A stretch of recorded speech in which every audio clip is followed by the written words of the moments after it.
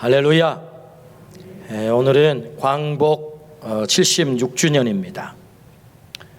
이 땅에는 아직도 일제 식민지로 인한 아픔이 끝나지 않았습니다.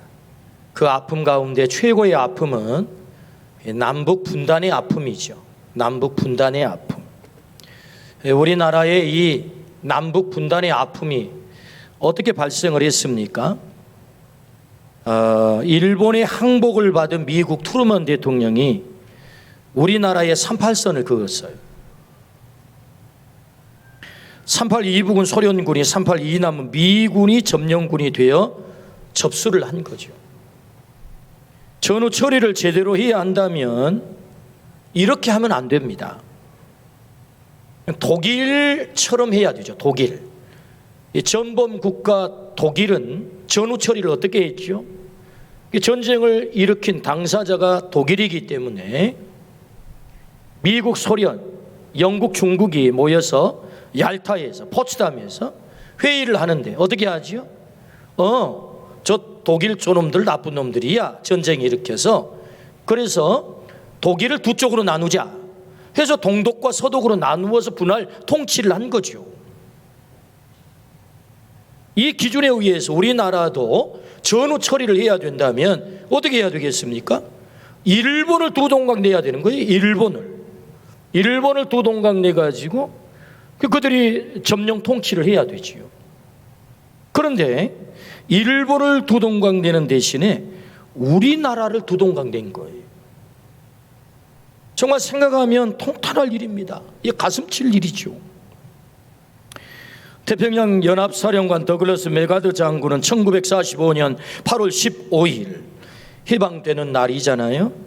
일반 명령 제1호에서 38도선 이북 일본군의 항복은 소련군이, 이남 일본군의 항복은 미군이 접수한다라고 발표를 했습니다.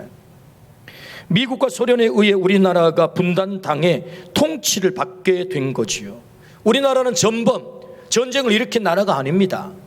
우리는 일본에 의해서, 전범 일본에 의해서 가장 큰 피해를 당한 나라지요.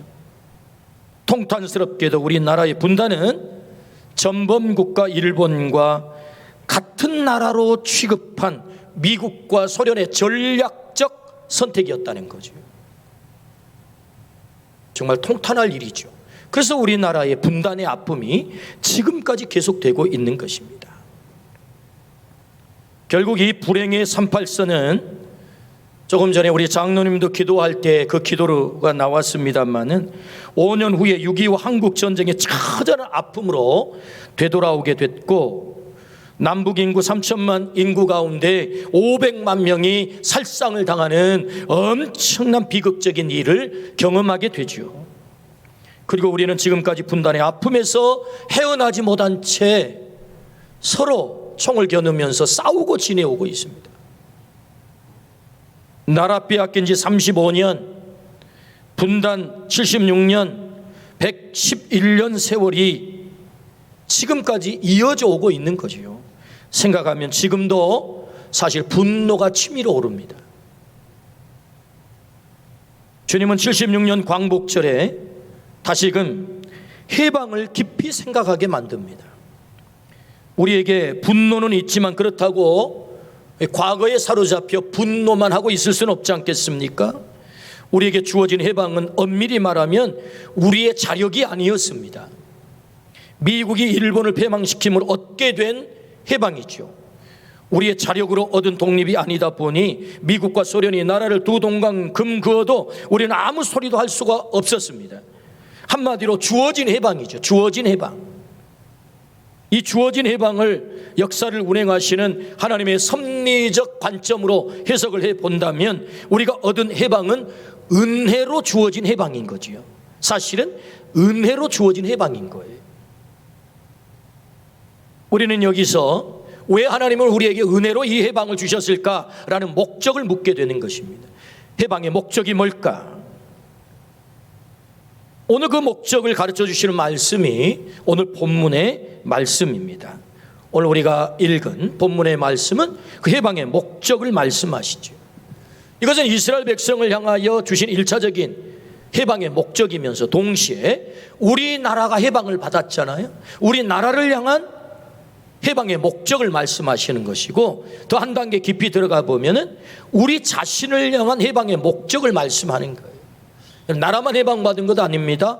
우리도 해방을 받았습니다. 로마서 8장 1절과 2절에 그러므로 이제 예수 그리스도 안에 있는 자에게는 결코 정죄함이 없나니 이는 그리스도 예수 안에 있는 생명의 성령의 법이 죄와 사망의 법에서 너를 해방하였음이라. 누구를요? 우리를. 어떻게? 예수 그리스도 안에서. 우리도 해방받은 자란 말이죠. 나라만 해방받은 자가 아닙니다. 우리도 해방을 받은 자다. 어떻게 해요? 은혜로. 왜 해방을 시키셨죠? 목적이 있을 것 아니겠습니까? 그냥 해방시키지는 않았지 않겠습니까? 우리나라를 해방시킨 목적, 이스라엘을 해방시킨 목적이 있어요. 우리나라를 해방시킨 목적이 있어요. 우리를 해방시킨 목적이 있어요. 오늘 말씀을 통해서 이 해방의 목적을 깨닫기를 주의 이름으로 축원합니다. 이 해방의 목적을 이루는 것이 해방의 완성이죠. 오늘 이 8.15 정말 중요한 광복절에 우리를 주의 전으로 불러주시고 하나님이 이 말씀을 하세요. 너 해방의 목적을 이루고 해방을 완성하라 라는 말씀이지. 우리가 이 말씀에 우리 모두가 순종하기를 주의 이름으로 축원합니다. 그렇다면 첫 번째, 해방의 목적이 무엇일까? 해방의 목적이 무엇인가? 오늘 5절입니다. 세계가 다 내게 속하였나니 너희가 내 말을 잘 듣고 내 언약을 지키면 너희는 모든 민족 중에서 내 소유가 되겠고. 내 언약을 지키면, 이 말씀 속에 해방의 목적이 들어 있습니다. 언약의 백성을 만들겠다는 거지요. 하나님께서 신의 산으로 모세를 부르셨어요. 모세야, 너 내가 애굽 땅에서 어떻게 행한 것을 너 봤지? 네, 봤죠. 내가 어떻게 이 백성을 여기까지 인도한 것도 봤지? 네, 봤죠. 내가 왜 해방시킨 줄 알아? 이 백성을 왜 이곳까지 인도한 줄 알아? 그것은 이 백성을 언약의 백성 만들기 위해서야 라고 말씀을 하세요. 언약의 백성. 그 언약이 뭐지요? 오늘 우리가 읽은 본문의 말씀은 출애굽기 19장의 말씀이고요. 그 다음 장이 몇 장이죠? 20장이죠. 20장의 내용이 무엇입니까? 그 위대한 10계명이 나오죠. 구약 성경에 가장 중요하다고 하는 10계명이 20장에 나옵니다. 다시 말하면 19장에서 하나님께서 이스라엘 백성을 시내 산으로 인도하여 20장에 10계명을 주심으로 이스라엘 백성과 하나님 사이에 뭐 하죠? 언약을 맺습니다. 언약. 우리는 이 언약을 가리켜서 쌍무적 언약이라고 합니다. 쌍무적 언약이라 하면 양쪽에 책임이 있다, 의무가 있다, 그런 말입니다. 다시 말하면 하나님은 하나님으로서 의무를 하십니다. 백성은 백성으로서 의무를 다해야 돼요. 그게 뭐죠? 언약을 지키는 것입니다. 그 언약이 무엇입니까? 예수님은 한마디로 정리를 하세요. 하나님 사랑하고 내 이웃을 내 몸과 같이 사랑하라. 이것이 율법이요 선지자들의 강령이다 라고 율법을 정리하셨어요. 그러니까 하나님께서 이스라엘 백성과 언약을 맺습니다. 그 언약이 뭐죠? 10계명, 하나님 사랑하는 계명과 이웃 사랑하는 계명. 그거 하면 너희 내 백성 된다, 이 말씀이거든요. 하나님의 백성 된다, 언약의 백성 된다, 그렇게 말씀하셨어요. 그러니까 언약의 백성이 되는 길은 언약을 지키는 거지. 하나님은 사랑하고 이웃을 내 몸과 같이 사랑하는 이 사랑을 할 때 우리가 언약의 백성이 되고, 이 언약의 백성이 될 때 해방의 목적을 이루는 거지요. 해방의 목적. 그래서 언약의 백성이 된다는 말과 우리가 하나님의 백성이 된다는 말은 같은 말입니다. 하나님이 왜 해방시키셨습니까? 언약의 백성, 하나님의 백성 만들기 위해서. 하나님은 오늘 우리 모두를 언약의 백성 삼은 줄로 믿습니다. 이 언약의 백성에는 반드시 책임이 따르게 된다. 그 책임이 뭐라고요? 언약을 지키는 거예요. 약속을 지키는 것입니다. 그 약속은 10계명이죠. 하나님 사랑하는 것이고 이웃을 내 몸과 같이 사랑하는 것입니다. 그러므로 우리 모두가 이 언약 안에 있어 우리가 하나님의 백성으로 사시기를 주의 이름으로 축원합니다. 그것이 해방의 목적이다. 그렇다면 이 언약의 백성을 통해서 하나님이 어떤 축복을 하십니까? 두 번째 우리에게 주신 말씀, 언약의 백성으로 살 때 하나님께서 우리에게 약속하신 축복이 무엇인가? 오늘 5절부터 6절 말씀에 보면 세 가지의 축복의 약속을 하세요. 그 첫 번째가 내 소유가 되겠다. 그 두 번째가 내 제사장이 되겠다. 세 번째가 거룩한 백성이 되겠다라고 약속을 하세요.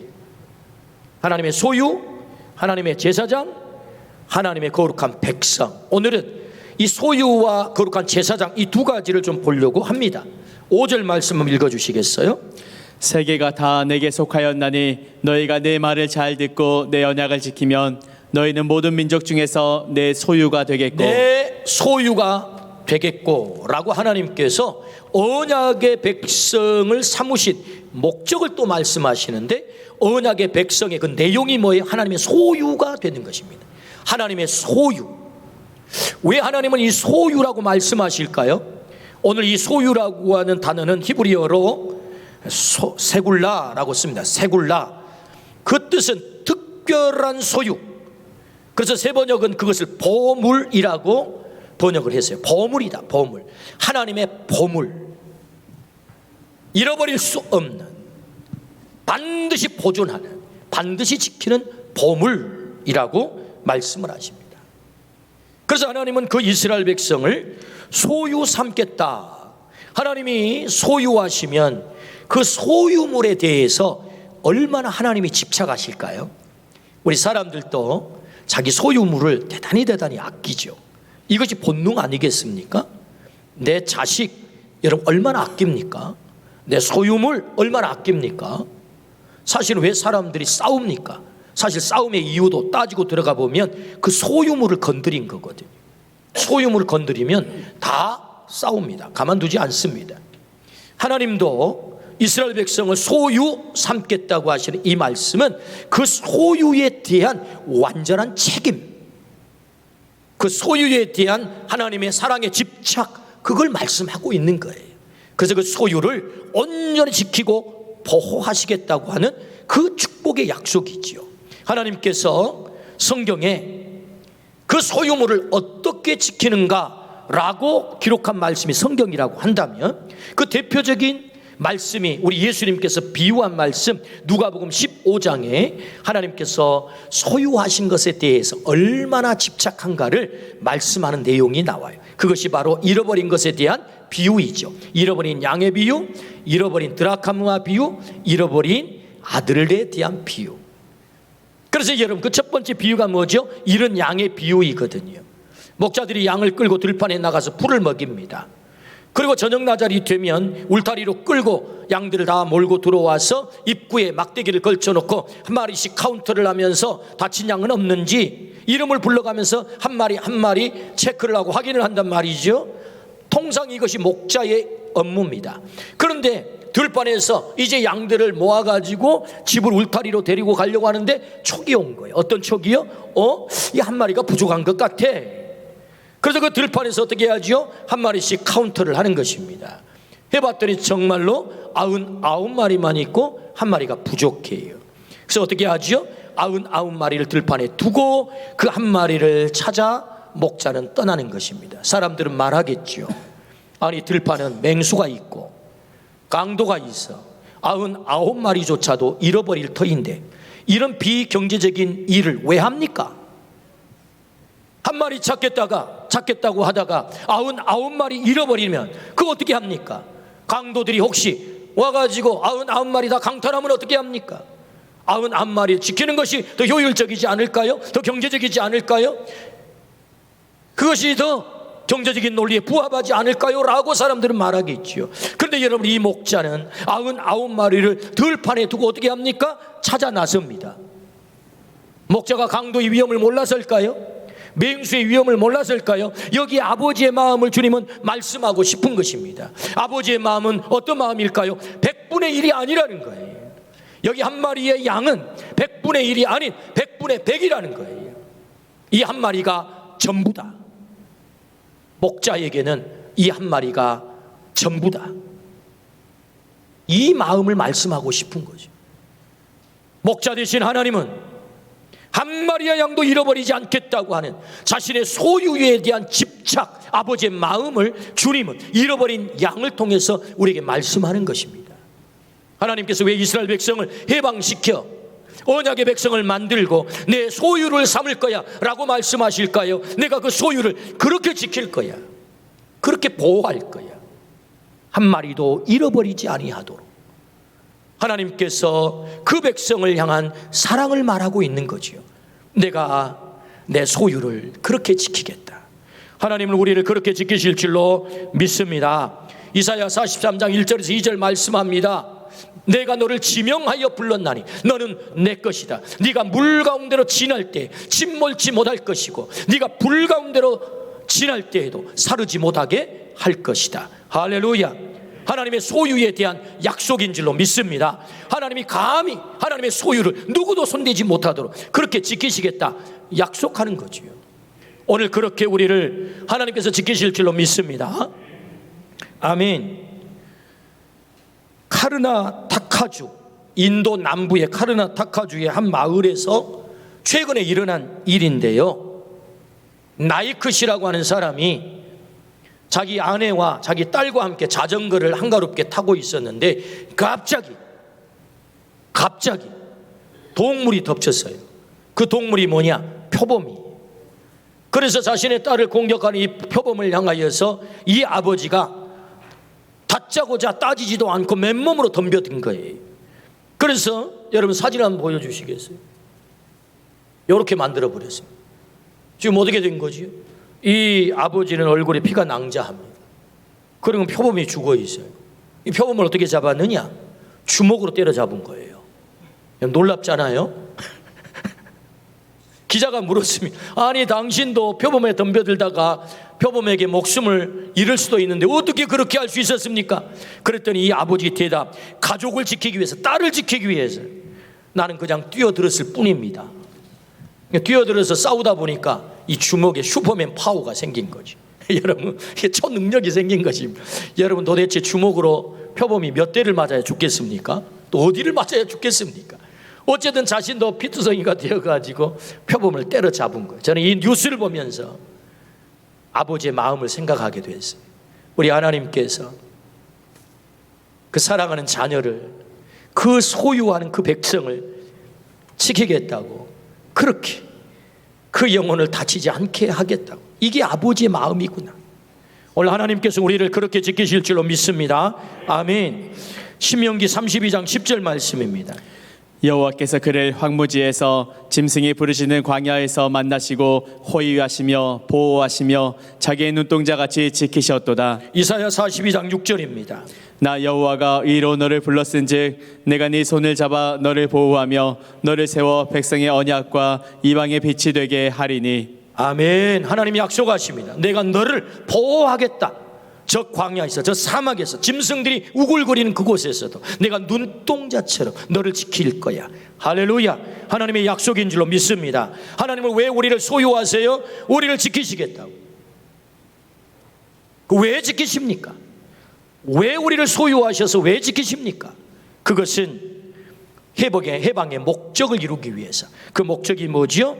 우리를 제사장 삼기 위해서입니다. 제사장으로 세우기 위해서. 6절 말씀입니다. 너희가 내게 대하여 제사장 나라가 되며 거룩한 백성이 되리라. 너는 이 말을 이스라엘 자손에게 전할지니라. 아멘. 너희가 내게 대하여 제사장 나라가 되며 라고 말씀을 하십니다. 제사장이란 무엇입니까? 제사장은 5가지의 권세를 가지고 있어요. 제사장이 하는 일이 5가지의 사명인데, 그 첫 번째가 예배권입니다. 두 번째가 사죄권, 세 번째가 말씀권, 네 번째가 축복권, 5번째가 중보권이에요. 하나님께서는 제사장에게 막중한 사명을 맡기셨는데 그 제사장을 통하여서 제사를 지내게 만듭니다. 아무나 드릴 수 없습니다. 제사장만 제사를 지낼 수 있어요. 뿐만 아니라 그 제사장은 사죄를 선언합니다. 백성들의 사죄를 선언합니다. 그리고 그들에게 말씀을 선포합니다. 그리고 그들을 축복하죠. 모세를 통해 하나님 계시하시기를 민수기 6장에 아론의 축복에 대해서 말씀하잖아요. 너는 백성들을 이렇게 축복할지니라. 여호와는 내게 복을 주시고 너를 지키시기를 원하며, 여호와는 그의 얼굴을 내게 비추사 은혜 베푸시기를 원하며, 여호와는 그의 얼굴을 내게로 향하여 드사 평강 주시기를 원하노라. 할렐루야. 이 축복의 말을 너는 날마다 해라. 누구에게? 제사장 아론에게 하나님 말씀하시죠. 그러니까 제사장에게 어떤 권이 있는 것입니까? 축복권이 있는 거죠. 그리고 제사장이 해야 될 중요한 사명이 중보권입니다. 하나님과 백성을 연결시키는, 그저 라틴 말로 이 제사장을 폰티펙스라고 합니다. 폰티펙스의 뜻은 다리를 놓는 자라는 거지. 하나님과 백성 사이에 누가 다리를 놓을 수 있습니까? 하나님만이 다리를 놓을 수 있어요. 제사장에게 있는 중보권, 하나님과 백성을 연결시키는 이 중요한 사명을 제사장이 감당하는 거지요. 그래서 하나님께서 이스라엘 백성을 해방시키셔서 그들을 하나님의 백성을 만드세요. 그들을 소유하셨어요. 왜요? 제사장 만들어 하나님과 백성 사이에 다리를 놓는 자 만들기 위해서. 그래서 그 백성들에게 예배를 드리게 만들고, 사죄를 선언하게 만들고, 말씀을 증거하게 만들고, 뿐만 아니라 그들을 축복하여서, 그래서 그 백성들을 하나님에게 돌아오게 하는 그 일을 하도록 그 백성을 하나님이 해방시킨 줄로 믿습니다. 제사장 나라 삼기 위해서 하나님께서 소유 선언을 하신 거지요. 그래서 이 제사장은 엄청난 영광이에요. 엄청난 축복이에요. 동시에 엄청난 책임이고 엄청난 사명입니다. 영광이면서 사명인 거죠. 오늘 이 제사장의 영광을 우리 모두가 누리기를 축복합니다.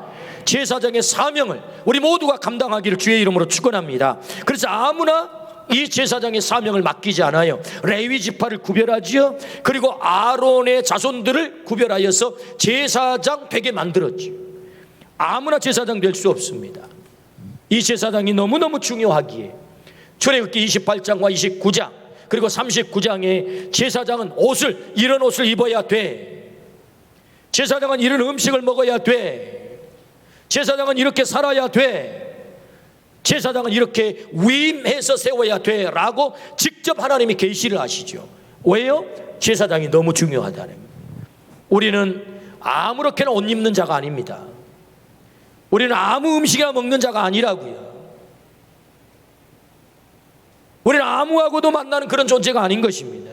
우리는 아무 일이나 손댈 그런 존재가 아닌 거예요. 그게 제사장이다.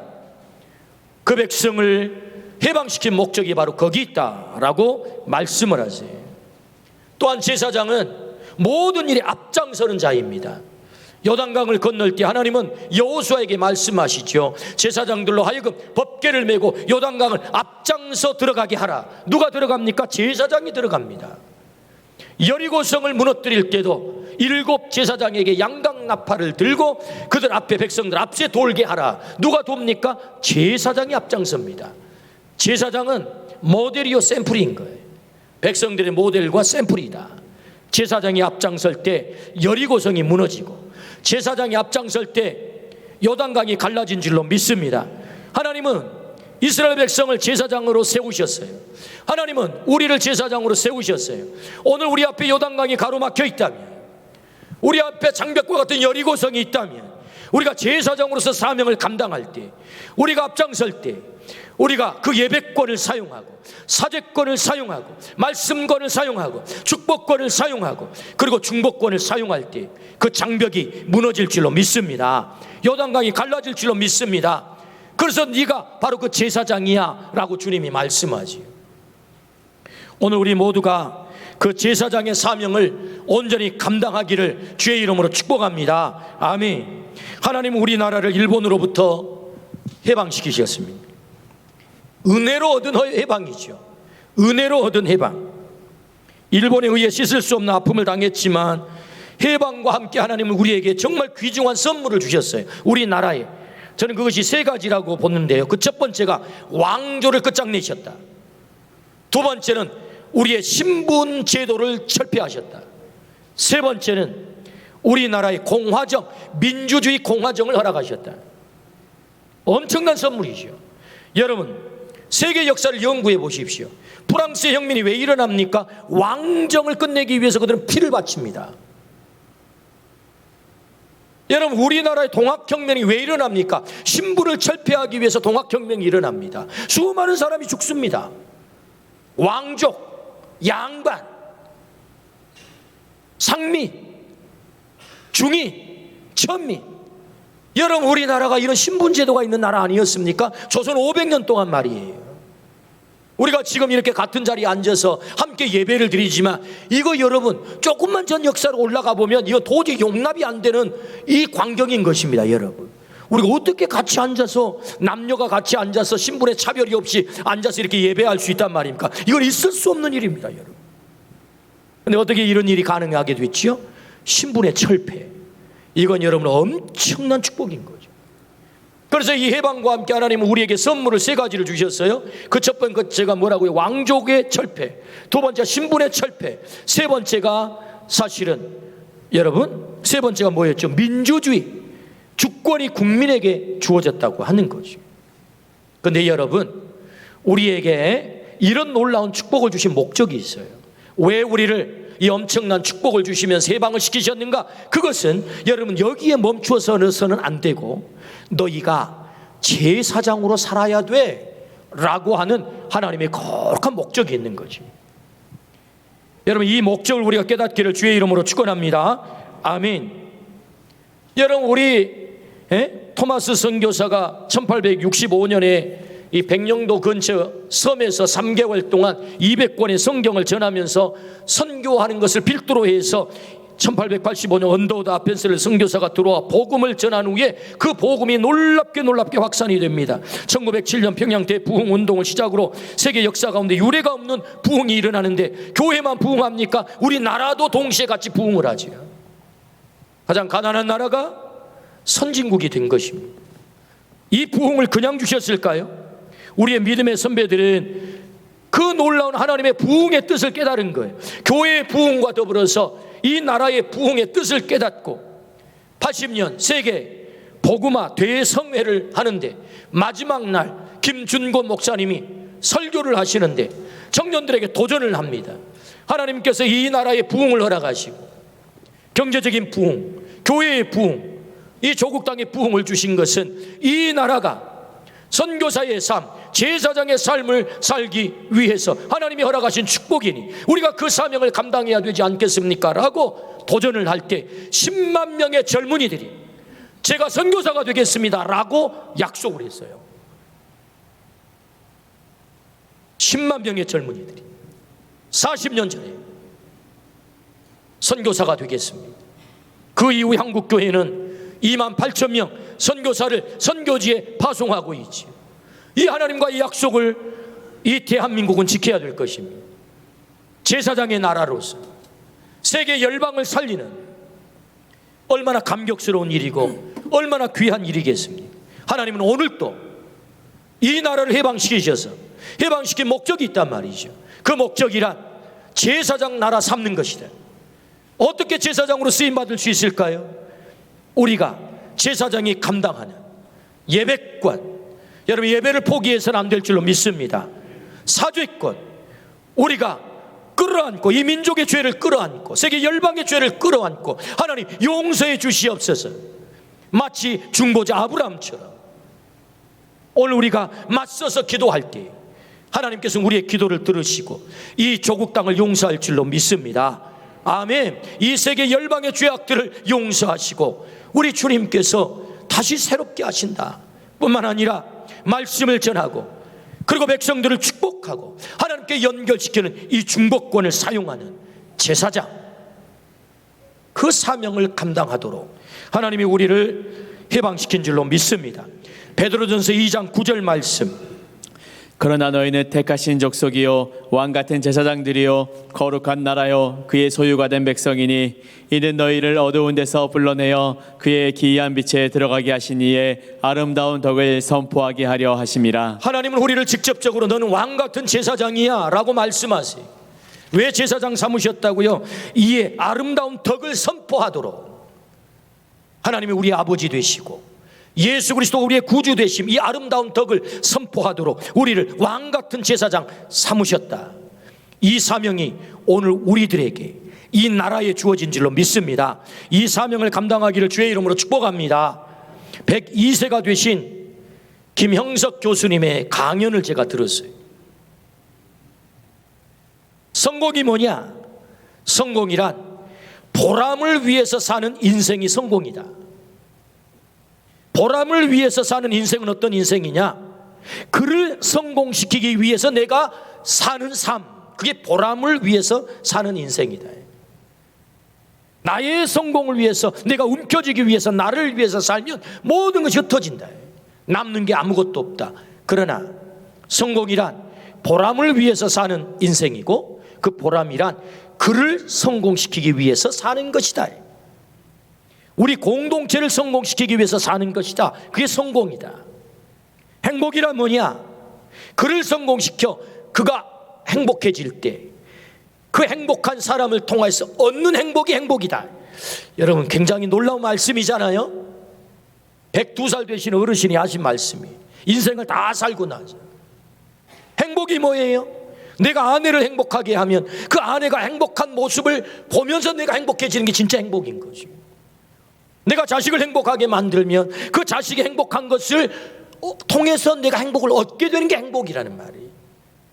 목사 행복이 무엇입니까? 성도들이 행복한 모습을 보고 그 행복을 통해 얻는 행복이 진짜 행복이라는 거지. 할렐루야, 아멘. 그 삶이 어떤 삶일까요? 제사장의 삶입니다. 그것이 제사장의 삶이에요. 주님은 우리나라를 해방시키셨어요. 주님은 우리를 죄의 애굽에서 해방시키셨어요. 왜 해방시키셨습니까? 언약의 백성, 하나님의 소유, 하나님의 제사장으로 세우기 위해서. 우리가 누굽니까? 왕같은 제사장입니다. 우리가 왕같은 제사장입니다. 그러므로 이 해방의 목적, 너는 제사장으로 살아야 돼. 제사장으로 살 때 해방이 완성될 줄로 믿습니다. 우리 모두가 하나님의 제사장됨을 잊지 말고 하나님께서 우리에게 맡겨주신 이 영광의 직분과 이 사명의 직분을 온전히 감당하기를 주의 이름으로 축원합니다. 아멘.